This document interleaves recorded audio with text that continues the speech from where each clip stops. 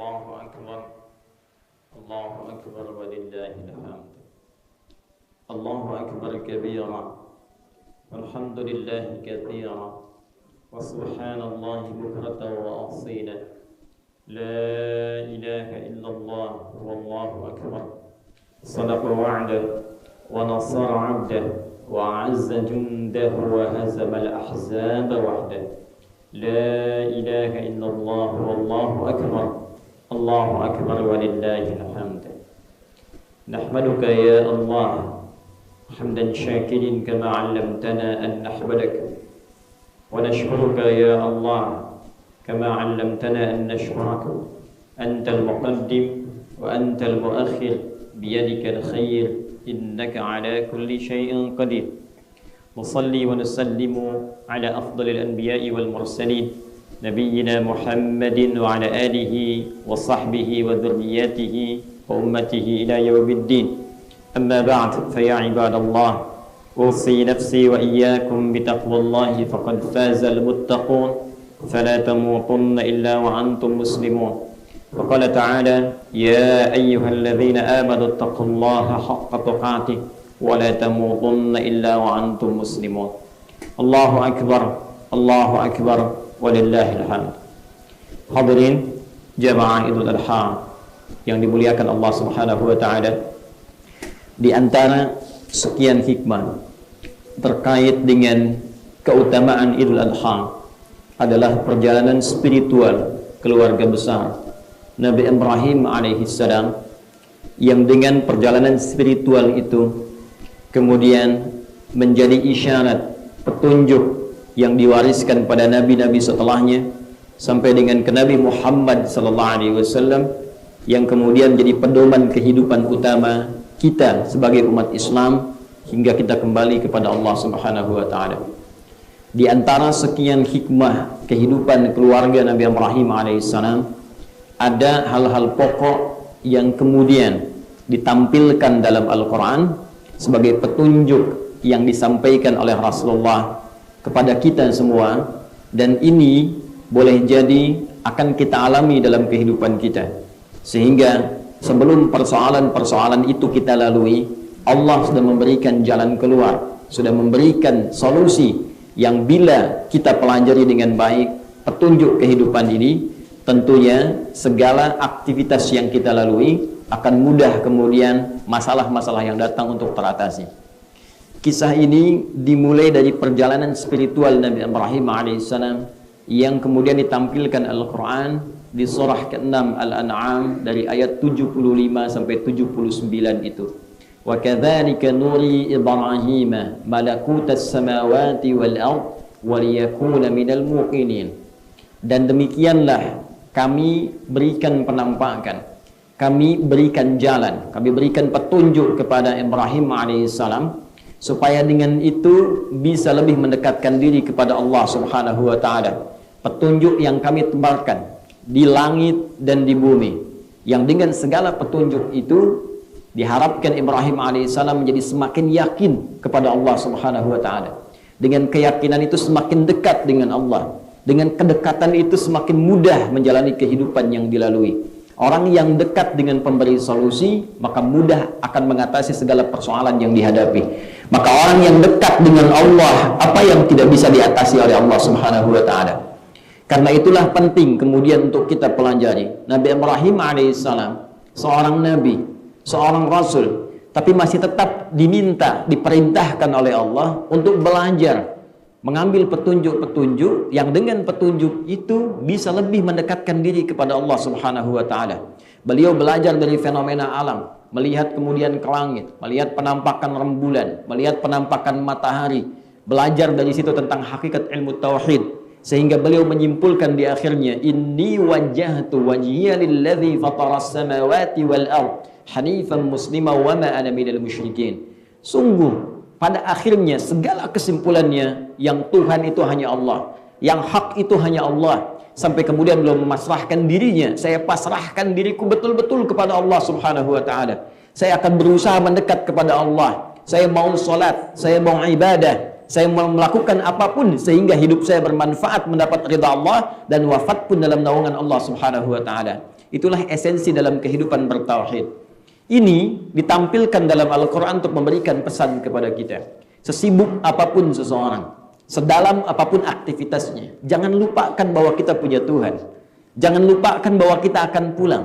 Jangan lupakan bahwa kita akan kembali kepada Allah Subhanahu wa Ta'ala. Allah memberikan pelajaran yang sangat dalam. Seorang Ibrahim alaihissalam, Khalilullah, yang sangat disayang oleh Allah Subhanahu wa Ta'ala. Statusnya Nabi, statusnya Rasul, statusnya Abul Anbiya, bapak para Nabi.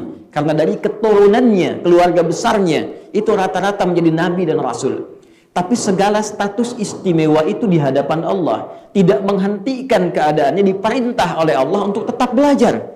Yang dengan pelajaran itu semakin dekat dengan Allah Subhanahu wa Ta'ala. Karena itulah kedekatan dengan Allah ini menjadikan beliau satu, begitu terlindungi dalam setiap aktivitasnya. Ada yang usil, Allah lindungi. Ada yang jahil, Allah lindungi. Ada yang ingin menghancurkan, Allah lindungi. Ada yang ingin menghimpit, Allah lindungi. Dari semua aktivitas kehidupan tidak terpisahkan dari perlindungan Allah Subhanahu wa Ta'ala. Rizki begitu dimudahkan. Keturunan dirawat oleh Allah. Keluarga diperhatikan. Sejak awal khatib katakan, kita dekat dengan Allah, apa yang mustahil bagi Allah Subhanahu wa Ta'ala untuk dilakukan. Tapi perbandingannya, jika seorang Khalilullah yang sangat dicintai Allah, Abul Anbiya, bapak para nabi, seorang yang sangat sibuk berdakwah, pun demikian mencari nafkah, memerhatikan keluarganya, masih sempat untuk belajar, masih sempat untuk meluangkan waktu untuk mendekat kepada Allah. Maka siapa Anda? Saya, kita bukan nabi. Tidak ada gelar bagi kita kekasih Allah Khalilullah. Tidak ada di antara kita yang bergelar Abul Anbiya, bapak para nabi. Tidak ada di antara kita yang memiliki kemudian kedekatan spesial seperti Ibrahim alaihissalam. Lantas mengapa kita kemudian tidak memiliki waktu walau sedikit untuk belajar mendekat kepada Allah Subhanahu wa Ta'ala? Jika orang yang telah menjadi kekasih Allah, Habibullah, Khalilullah, seluruh keluarganya baik dalam pandangan Allah, Abul Anbiya, begitu dekat dengan Allah, masih diminta untuk belajar. Antum sesibuk apa dalam sepekan tak punya waktu untuk mendekat kepada Allah? Bagaimana kita bisa menguatkan la ilaha illallah kalau tak pernah belajar dengan kalimat itu? Bukankah Allah berfirman, fa'lam annahu la ilaha illallah, Quran surah ke-47 ayat 19 itu? Kita mesti punya ilmu untuk menguatkan syahadat kita la ilaha illallah. Fa'lam, maka mesti punya ilmu, maka mesti tahu yang dengan pengetahuan itu annahu la ilaha illallah, semakin yakin kita bisa memantapkan tauhid dalam jiwa kita untuk kita bawa pulang sebelum wafat. La ilaha illallah. Perhatikan, satu dasar spiritual sederhana ini, bila abai dilakukan, maka la ilaha illallah begitu mudah untuk luntur dari lisan, bahkan hati kita, dengan tawaran hanya mie instan, dengan tawaran hanya sarung saja, dengan tawaran kalimat-kalimat angin-angin surga dengan kata-kata cinta. Orang bisa meninggalkan kalimat la ilaha illallah hanya karena perkara dunia yang hilang bahkan sebelum dia wafat. Ini bagian yang pertama. Sampai dengan detik ini, 10 Dzulhijjah, hari Jumat, Sayyidul Ayyam, 1441 Hijrah. Bagaimana kalimat la ilaha illallah ini tertanam kuat dalam hati kita. Jangan-jangan saat sakaratul maut itu tiba, sebelum kita kembali kepada Allah, bila tidak melekat dalam jiwa, mustahil ia akan terpancarkan ke dalam lisan saat sakarat untuk mengucapkan la ilaha illallah. Dan tidak mudah untuk mengucapkan kalimat itu bila kalimat la ilaha illallah tidak pernah kita pupuk dan tanamkan kuat dalam jiwa kita. Pelajaran pertama. Pelajaran yang kedua, hadirin sekalian, Nabi Ibrahim alaihi salam setelah kemudian berumah tangga baik dengan Sayyidah Sarah ataupun juga Sayyidah Hajar alaihimussalam jami'an, tidak pernah merasa dan menjadikan kesolehan itu milik pribadi. Beliau kemudian salurkan, beliau sampaikan, beliau bagi nilai-nilai kesolehan itu dengan menghadirkan pendidikan dalam keluarganya. Istrinya diberikan pendidikan untuk mendekat kepada Allah. Ditanamkan nilai-nilai keyakinan, dihadirkan nilai-nilai ibadah. Sehingga dengan penyaluran nilai-nilai ibadah, dengan pembagian, share, nilai-nilai kebaikan tadi yang mendekat kepada Allah, menjadikan satu keluarga ini utuh bertawakal kepada Allah Subhanahu wa Ta'ala. Dengan tawakal ini, sekarang perhatikan apa yang terjadi.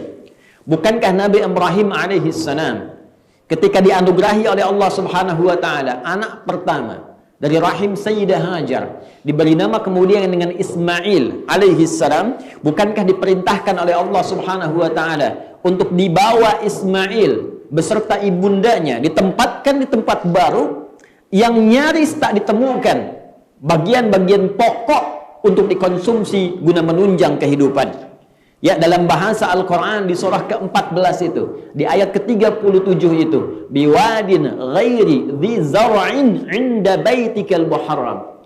Ya Allah, hamba mohon ya Allah, berikan anugerah, perhatian, perlindungan, perawatan kepada keturunanku yang kau perintahkan untuk ditempatkan di daerah yang tandus. Ghairi dhi zar'in, ya, di tempat yang mustahil bisa diadakan cocok tanam di tempat itu. Tandus, gersang, bebatuan. Tapi inda baitikal muharram, aku bertawakal karena tempat ini mendapatkan keberkahan karena berada di sisi rumahmu ya Allah yang dimuliakan itu. Tapi kisahnya bukan di situ. Kisahnya adalah saat ditinggalkan Sayyidah Hajar dengan Ismail alaihi wassalam dalam keadaan masih bayi itu, masih dalam gendongan itu, masih dalam air susuan itu. Apa yang terjadi ketika akan ditinggalkan? Ada satu riwayat menyebutkan istrinya hanya bertanya, ahadza min amrillah? Apakah ini perintah Allah Subhanahu wa taala? Dijawab oleh Nabi Ibrahim. Ada yang mengatakan dengan riwayat hanya sekedar mengangguk saja karena tak boleh menoleh. Ada yang mengatakan bala tanpa menoleh. Ya. Begitu kemudian pergi fantalaka, meninggalkan istri dan anaknya itu. Apa yang kemudian direspon oleh istrinya? Ketika suami memberi isyarat ini perintah Allah, ada yang sangat mengagumkan, terhunjam dalam jiwanya. Lau kana min amrillah, kalaulah ini semua perintah Allah, pasti Allah tidak akan pernah menyia-nyiakan hambanya. Pasti Allah akan menjaga hambanya. Pasti Allah akan memberikan kebutuhan kepada hambanya. Pasti Allah akan memberikan perlindungan kepada hambanya. Ini yang sangat luar biasa. Sehingga dengan ketawakalan itu, apa yang terjadi? Sayyidah Hajar semakin semangat untuk mendidik Ismail. Merawatnya, mencari segala kebutuhannya, sampai menemukan air zam-zam dengan izin Allah Subhanahu wa ta'ala. Kisah ini, kalau kita tarik ke dalam dunia kehidupan kita kekinian, ingin memberikan pesan kepada kita. Tugas suami yang Allah kemudian telah tetapkan di Quran surah keempat, ayat 34 itu, di antara sekian tugasnya, dibiarkan kemudian, ditetapkan oleh Al-Quran untuk bisa fokus mencari nafkah. Ar-rijalu qawwamuna 'alan nisa bima faddalallahu ba'dahum 'ala ba'dhin wa bima anfaqu min amwalihim. Di antara tugas suami yang paling pokok selain menjaga, menyayangi, melindungi keluarganya, ditugaskan oleh Allah dengan segala komponennya untuk mencari nafkah. Bukankah saat mencari nafkah itu ia akan meninggalkan keluarganya? Boleh jadi ia akan punya tugas seperti Nabi Ibrahim punya tugas. Mungkin dia akan pergi ke tempat yang jauh. Mungkin akan berpisah dengan keluarga sementara waktu. Ada yang sehari, ada yang 3 hari, ada yang sepekan, bahkan berbulan-bulan. Jika tarbiyah tidak hadir dengan kuat dalam kehidupan rumah tangga, jika istri dan keluarga tidak diberikan kekuatan dari sejak awal, belum tentu bisa kuat ditinggal oleh suami. Mungkin dia akan mengeluh. Boleh jadi dia akan sering bertanya. Tugas suami pun belum tentu bisa maksimal. Alih-alih bekerja dengan semangat, boleh jadi setiap hari akan datang WA, datang pertanyaan, datang telepon. Yang satu rapuh, yang satu tidak sempurna pekerjaannya. Maka kisah ini mengajarkan kepada kita, sebelum pergi, sebelum berangkat, sebelum tugas, hadirkan kemudian kekuatan di rumah tangga. Berikan kekuatan pada istri, bahwa saat suami pergi keluar, ini tugas dari Allah Subhanahu wa ta'ala. Sayang mustahil Allah meninggalkan kita. Sayang yakinkan Allah akan merawat keluarga kita. Sayang dekatkan dirimu dengan Allah, sehingga Allah akan jaga kita kapanpun kita berada. Aku hanya berangkat hari ini, tapi kalau engkau yakin dengan segala kekuatan, saat aku pulang pun lebih dulu menghadap kepada Allah, engkau akan semakin dekat dan yakin dengan Allah Subhanahu wa ta'ala. Kalau baru ditinggal 1-2 hari sudah rapuh, maka bagaimana ketika ditinggal untuk selamanya? Karena itu penting kita berbagi kesolehan, tidak hanya untuk pribadi, tapi jadikan kesolehan itu kemudian meresap dalam benih-benih kehidupan keluarga kita secara total. Ini diantara hikmahnya. Hadirin, bagian ketiga yang tidak kalah penting. Ibrahim alaihi salam, tadi kami sampaikan statusnya Abul Anbiya, bapak para nabi. Khalilullah, yang sangat dikasihi, dicintai Allah. Sangat dekat dengan Allah Subhanahu wa ta'ala. Bahkan manusia pilihan yang namanya langsung disebut dengan keluarganya dalam Al-Quran. Quran surah ketiga, ayat 33. Innallaha astafa Adam wa Nuha wa ala Ibrahim wa ala Ibrahim wa ala Imran 'alal 'alamin. Sungguh Allah telah memilih teladan dari kalangan manusia. Adam alaihissalam, tunggal bentuknya satu, tidak disebutkan keluarganya. Nuh alaihissalam, tunggal bentuknya satu, tidak disebutkan keluarganya. Ketika masuk kepada Ibrahim alaihissalam, disebutkan keluarganya. Wa ala Ibrahim.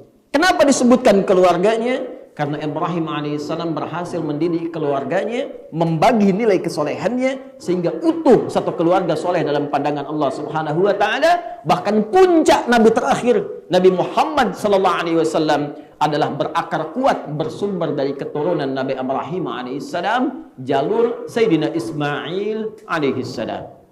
Dengan segala status ini, kami ingin tegaskan Ibrahim masih seorang ayah. Ibrahim masih punya tugas selain berdakwah untuk mencari nafkah. Ibrahim masih punya tugas selain mencari nafkah untuk menyayangi anak-anak dan keluarganya. Sehingga kami ingin ilustrasikan ketika beliau bertugas masih di Palestina, sedangkan anaknya Ismail sudah ada di Mekah beserta ibundanya. Di antara kesibukannya berdakwah, bahkan disebut dengan Ibrahim, ada yang menyebutnya dari bahasa Aramaik, ya, sebagai orang yang senang menyeberang, berpetualang untuk berdakwah. Pergi ke Irak, pergi ke Mesir, pergi ke Palestina, pergi ke Mekah, kemana-mana beliau berdakwah. Tapi juga ada yang menyebutkan dari kata Abun Rahim, sesibuk-sibuknya ini masih menjadi ayah yang sangat penyayang. Sesibuk-sibuknya masih sempat nengok Ismail. Ini Ismail gaulnya dengan siapa? Ini Ismail bagaimana mendapatkan perawatan dari lingkungannya? Ismail bagaimana kemudian hidup di lingkungannya yang sejak saya tinggalkan itu masih sempat tengok ayahnya. Masih sempat komunikasi dengan anaknya. Masih tahu siapa pasangannya. Bahkan masih bisa mengarahkan pada anaknya bagaimana cara mendapatkan istri yang soleh dalam kehidupan rumah tangganya. Dan itu tercatat dalam sejarah. Sekarang kita bandingkan kembali. Kita bukan Khalilullah. Kita bukan Abul Anbiya. Belum jelas surga kita. Belum jelas kedekatan kita dengan Allah. Lantas sesibuk apa dalam pekerjaan kita? Tak mampu bahkan hanya sekedar menyapa anak-anak kita. Kalau memang tak mampu datang, apa tak bisa berkirim kabar? Sesibuk apa kemudian mencari dunia sampai lupa harta yang paling berharga di dalam rumah?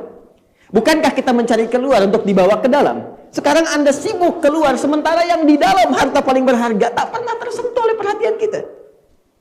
Maka pelajaran ketiga memberikan kesan kepada kita. Jika dalam kehidupan rumah tangga, sekalipun memiliki tugas masing-masing yang pokok, tetap tidak melupakan yang paling pokok, yaitu perhatian antar sesama anggota keluarga. Jika ini bisa dilakukan, maka perhatikan apa yang terjadi. Saat Nabi Ibrahim diberikan tugas di Mekah Al-Mukarramah untuk kembali meninggikan pondasi Ka'bah yang hancur di masa Nabi Nuh alaihissalam, saat bapaknya mau kerja, anaknya terbersih untuk membantu, dan diabadikan di Quran surah kedua ayat 127 itu. Wa idh yarfa'u Ibrahimul qawa'ida minal bait wa Ismail Rabbana taqabbal minna innaka antas samiul alim. Ketika kami perintahkan Ibrahim alaihissalam untuk meninggikan kembali bangunan Ka'bah yang hancur di masa Nabi Ibrahim alaihissalam, tiba-tiba datang Ismail ingin membantunya. Dalam bahasa Arab, kalau pelaku disandingkan secara bersamaan, maka tugasnya pokok bagi keduanya. Jika kalimatnya berbunyi di luar Al-Quran, misal wa idh yarfa'u Ibrahimu wa Ismailul qawa'id, artinya tugasnya dilakukan dengan porsi yang sama oleh Ibrahim dan Ismail. Tapi ketika dipisahkan, yang satu belakang, yang satu paling awal. Takdim wa ta'khir. Takdim disebutkan di awal, takhir disebutkan di akhir. Ini menunjukkan yang pokok yang diperintahkan itu yang pertama disebut. Yang belakangan itu melihat pengen bantu. Perhatikan ayatnya. Wa idh yarfa'u Ibrahimul qawa'ida, baru datang wa Ismail. Bapaknya diperintahkan meninggikan bangunan Ka'bah, mulai membawa batu. Pijakan pertama untuk bisa melakukan sesuatu dengan baik disebut dengan maqam. Sampai sekarang masih ada diabadikan maqam Ibrahim. Ketika akan membawa itu, meninggikan, anaknya dari sudut yang lain datang ingin membantu, membawa bagiannya. Sampai sekarang bagian itu disebut kemudian diistilahkan dengan Hijr Ismail alaihissalam. Sekarang coba bandingkan dengan kehidupan kita. Jika bapak punya perhatian kuat kepada anak, sekalipun tugasnya di luar, maka otomatis akan ada kecintaan dan kerinduan dari anak kepada orang tuanya. Sekarang cek, ketika bapaknya kemudian pulang, ada mobil yang kemudian harus dicuci, ada rumah yang harus dibersihkan. Jangan-jangan yang pakai anak yang bersihkan orang tuanya. Jangan-jangan nggak pernah punya kepekaan anak kepada kedua orang tuanya. Jika itu terjadi, maka jangan pernah salahkan kepada anaknya. Evaluasi diri kita. Barangkali anak-anak yang demikian ingin mencari perhatian kepada kita karena dulu dia kekurangan perhatian dari kedua orang tuanya. Jika ada anak yang tawuran, anak yang kena narkoba, boleh jadi asal mulanya bukan karena ingin terjerumus dalam perbuatan itu. Karena dia mungkin ingin membuktikan diri, ingin cari perhatian di luar rumah. Karena di dalam belum punya maksimal perhatian dari kedua orang tuanya.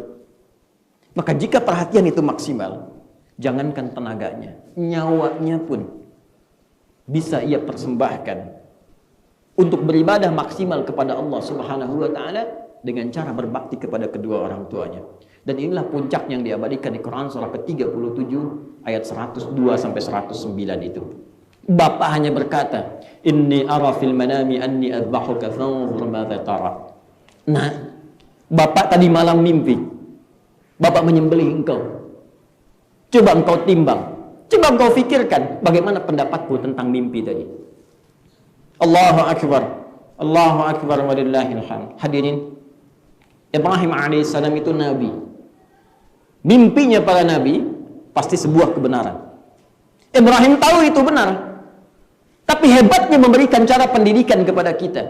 Jika ada anak sudah menjelang dewasa, falamma balagha ma'ahu sa'y, sudah mulai punya nalar yang kuat, sudah mulai dewasa, sudah matang pikirannya, kurangi perintah, kurangi sayang-sayang, hadirkan diskusi dalam kehidupan. Karena ia pun pasti punya pendapat.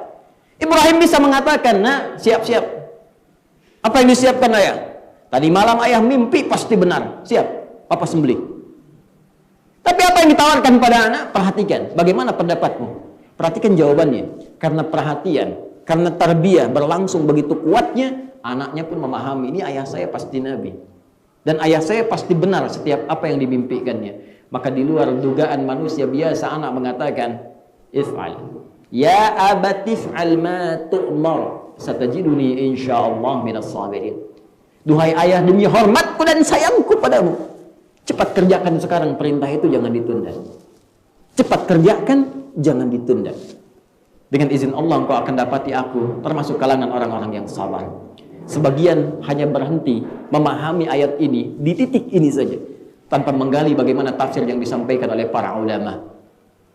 Hadirin sekalian, Syekh Umar Ahmad Baranja punya kitab namanya Akhlaq lil Banin dan Akhlaq lil Banat.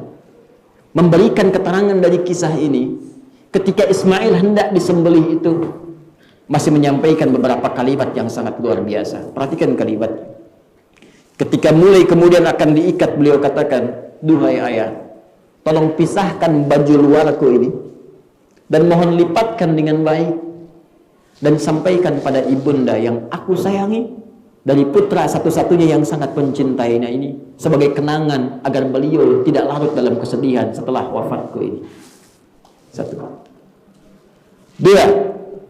Ketika kemudian mulai diikat, beliau katakan, "Duhai ayah, mohon kencangkan ikatan ini supaya saat engkau kencangkan itu, aku tidak punya kesempatan untuk meronta dan bergerak, sehingga saat itulah engkau muncul rasa iba dalam hatimu, sehingga tidak jadi menunaikan perintah Allah untuk menyembelih aku itu." Tiga. Ya abati, duhai ayah, tolong tajamkan pisau itu, yang dengan tajamnya pisau itu akan menjadikan proses penunaian ibadah berlangsung begitu cepat dan tidak menghadirkan rasa sakit yang mendalam padaku saat disembelih. Sempurna. Anak hanya disampaikan bapak mimpi, bukan hanya mengatakan Pak lakukan, tapi ingin berpikir menyempurnakan tugas bapaknya sebagai ibadah kepada Allah Subhanahu wa taala, walaupun nyawa mesti merenggang dalam dirinya. Saya ingin katakan, bandingkan dengan kita saat ini. Alih-alih anak bisa mengorbankan nyawanya karena Allah Subhanahu wa taala lebih bakti kepada kedua orang tuanya, innalillah bahkan mengirimnya ke panti jompo, bahkan bermohon kepada Allah kalau memang sudah tiba ajalnya, percepat ya Allah. Orang tua kita dulu melihat anak di rumah sakit ingin bertukar nyawa kalau dimungkinkan. Adakah anak sekarang begitu melihat orang tua di rumah sakit punya pikiran yang sama? Bukan poinnya pada pertukaran nyawanya. Karena semua kematian hanya digariskan oleh Allah Subhanahu wa taala. Poin yang terbesar esensi bakti kita kepada kedua orang tua kita. Dan jika orang tua mengharapkan bakti dari anak, maka jangan hanya sekedar menuntut. Lihat, kembalikan telunjuk itu pada diri kita. Sejauh mana kita menyiapkan anak-anak itu untuk menjadi saleh, karena mustahil anak menjadi saleh jika tidak diiringi oleh sifat kedua orang tua yang saleh di hadapan Allah Subhanahu wa taala. Kisah tadilah yang menjadikan ketentuan syariat bahwa ketika semua itu dilakukan karena Allah, maka endingnya selalu kebahagiaan. Maka digantilah wafadainahu, diganti tebusan Ismail alaihissalam bidzibhin azim, dengan sembelihan yang sangat besar, sembelihan yang sangat gemuk, sembelihan yang penuh dengan manfaat. Artinya apa? Jika kita berusaha untuk selalu berikhtiar, berkorban untuk ibadah kepada Allah, walaupun memang terasa sulit, walaupun memang kadang-kadang terasa sakit, walaupun lelah, itu wajar. Orang tidak beriman pun kerja lelah. Masa Anda yang beriman gak mau lelah? Semua pasti untuk dunia saja lelah. Kenapa akhirat tidak ingin merasa lelah? Tahajud itu lelah, menghafal Quran itu lelah. Ya, seperti Anda bekerja juga merasakan lelah. Jadi kalau Anda bisa merasa lelah untuk kehidupan dunia yang akan Anda tinggalkan, kenapa kita tidak investasi dengan kelelahan itu untuk akhirat yang abadi kita di dalamnya?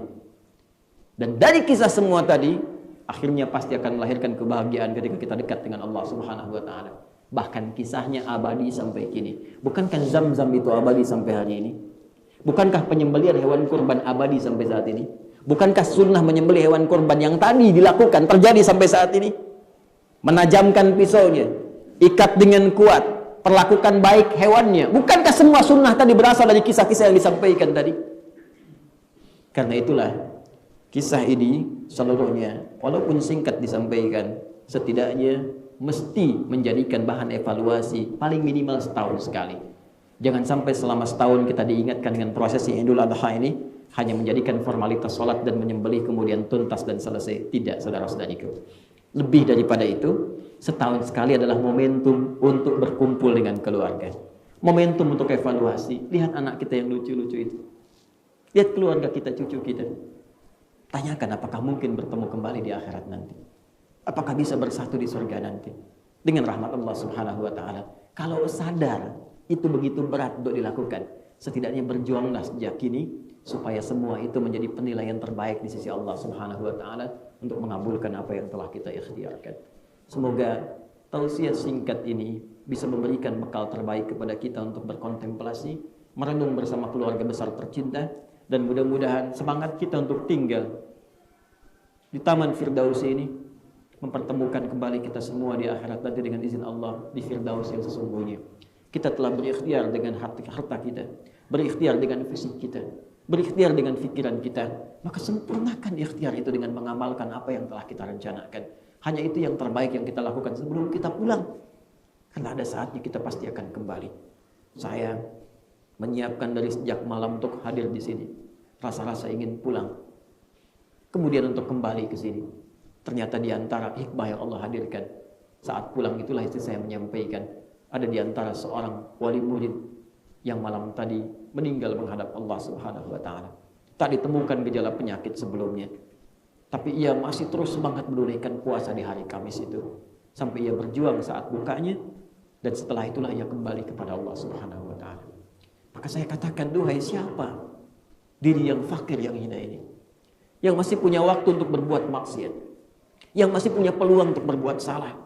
Sedangkan orang yang tidak pernah disebut ustaz, bahkan mungkin tidak pernah ceramah, boleh jadi ia dikenal baik dalam komunitas langit sebagai hamba yang saleh, yang wafat dalam keadaan husnul khatimah setelah ia berpuasa Arafah, dan ia kembali dalam keadaan husnul khatimah insyaallah.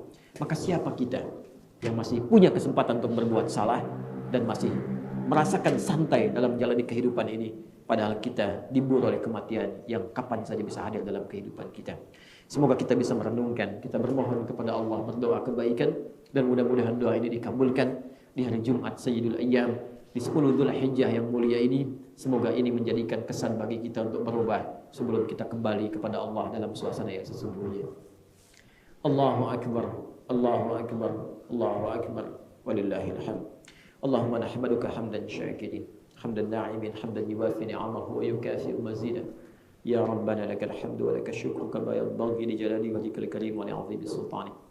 Allahumma salli wa sallim wa barik ala rasulikal karim nabiyyikal amin sayyidina Muhammadin wa ala alihi wa sahbihi ajma'in.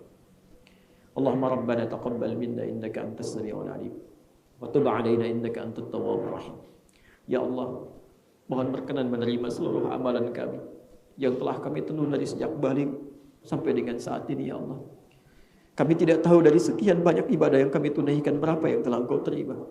Namun kami yakin dengan sifat syukur-Mu ya Allah, dengan nama-Mu yang mulia, yang menerima walaupun sedikit, ada sebagian yang Kau nilai baik dalam pandang-Mu ya Arhamar Rahimin. Engkau maha mendengar apa yang kami mohonkan. Engkau maha mengetahui apa yang kami siratkan. Maka mohon terima dari semua ikhtiar yang kami telah lakukan ya Arhamar Rahimin. Rabbana la tada' lana fi maqamina hadha fi kulli maqamin dhanban illa ghafarta. Ya Allah, jika ada di tempat ini atau dimanapun hamba-Mu ada yang masih berlumur dengan dosa ya Allah, maka mohon jangan biarkan mereka di hari ini. Kami di hari ini ya Allah masih berlumur dosa. Ampuni dosa-dosa kami ya Allah. Hapuskan segala kesalahan kami ya Allah, dan berikan kesempatan pada kami untuk berubah lebih baik dalam pandangan-Mu sejak hari ini dan selanjutnya ya Arhamar Rahimin. Wa la hamman illa farajtah. Jika di hari ini ada yang merasakan kegelisahan, ketidaknyamanan, maka mohon tenangkan jiwanya ya Allah, lembutkan hatinya, damaikan hatinya ya Allah, agar mendapatkan ketenangan dalam kehidupan dan jiwanya. Allahumma wala asiran illa yassarta. Jika ada yang tengah mengalami kesulitan dalam hidupnya ya Allah, saat ini di rumah tangganya, di pekerjaannya, kehidupan sosialnya, maka mohon kuatkan batinnya ya Allah, mudahkan segala urusannya dan hilangkan segala kesulitan-kesulitannya ya Allah. Anugerahkan hikmah terbaik untuk belajar dari setiap kesulitan yang dialami ya Arhamar Rahimin. Wala maridan illa syafaitah. Jika ada hamba-Mu saat ini yang diuji dengan penyakit seberat apapun, maka mohon angkat dan sembuhkan penyakit itu ya Allah. Allahumma idzab 'anna al-ba'sa ya Allah. Idzab 'anna al-ba'sa wal waba wa khasatan corona ya Arhamar Rahimin. Ya Allah, kami mohon angkat segala penyakit, hilangkan segala penyakit wabah, pandemi khususnya corona pada saat ini ya Allah. Nashtaq ilal masajid ya Arhamar Rahimin. Kami rindu untuk hadir di masjid-masjid ya Allah.